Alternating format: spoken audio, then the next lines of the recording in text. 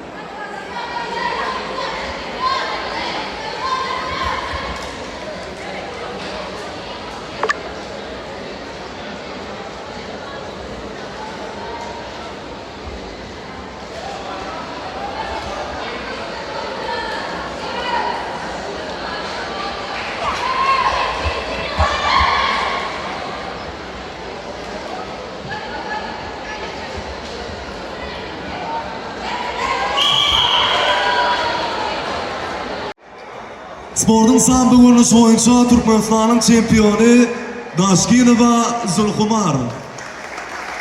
O karşıdaşı Ruslanova Oğulcan ikinci ona münasip oldu.